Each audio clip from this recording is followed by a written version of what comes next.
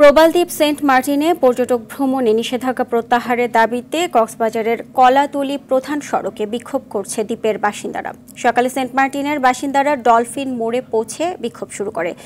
তাদের সঙ্গে যোগ দেয় পর্যটন ব্যবসায়ীরাও। এ সময় বিক্ষোভকারীদের অনেকে সড়কে শুয়ে পড়ে, ফলে সড়কে দীর্ঘ যানজটের সৃষ্টি হয়। এতে ভোগান্তিতে পড়ে কক্সবাজারে ঘুরতে আসা পর্যটকরা। বিক্ষোভকারীদের দাবি, দ্রুত সেন্ট মার্টিনে পর্যটক যাতায়াত সীমিতকরণ এবং ভ্রমণ নিষেধাজ্ঞা প্রত্যাহার করতে হবে, অন্যথায় আরও বড় আন্দোলনের ঘোষণা দেওয়ার হুঁশিয়ারি দেয় বিক্ষোভকারীরা।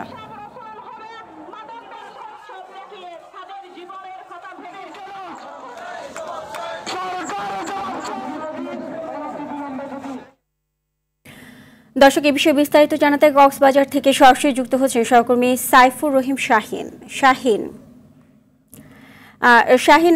ঠিক কি কারণে সড়কে নেমেছে সেন্ট মার্টিনের বাসিন্দারা এবং সেখানে বিক্ষোভের সর্বশেষ কি অবস্থা, আমাদেরকে বিস্তারিত জানাবেন। হ্যাঁ সূচনা, আমি এখন রয়েছি কক্সবাজার শহরের প্রবেশদ্বার ডলফিন মোড় প্রধান সড়কে, যেখানে শত শত মানুষ বিক্ষোভ করছে।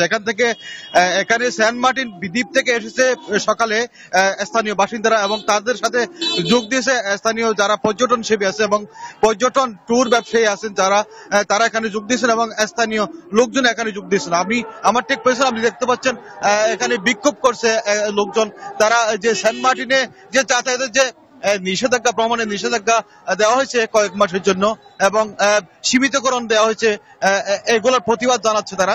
এবং দ্রুত এই নিষেধাজ্ঞা, ভ্রমণ নিষেধাজ্ঞা প্রত্যাহারের, পর্যটকদের যে ভ্রমণ নিষেধাজ্ঞা সেটা প্রত্যাহারের দাবি তারা জানাচ্ছে। আজকের মধ্যে তারা দাবি পূরণ না হলে পরবর্তীতে আরো কঠোর আন্দোলনের তারা হুঁশিয়ারি উচ্চারণ করছে। তা আপনি দেখতে পাচ্ছেন এই যে সড়ক ডলফিন মোড় থেকে কলাতলী 3 কিলোমিটার জুড়ে এখন এখানে যানজট লেগে রয়েছে বিক্ষোভের কারণে।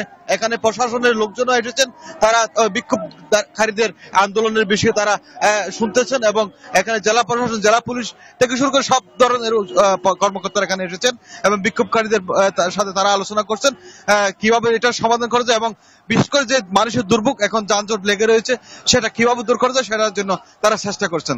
সূচনা, এ হচ্ছে আমার কক্সবাজার ডলফিন মোড় থেকে আমার সর্বশেষ তথ্য। জি শাহিন, আপনাকে ধন্যবাদ।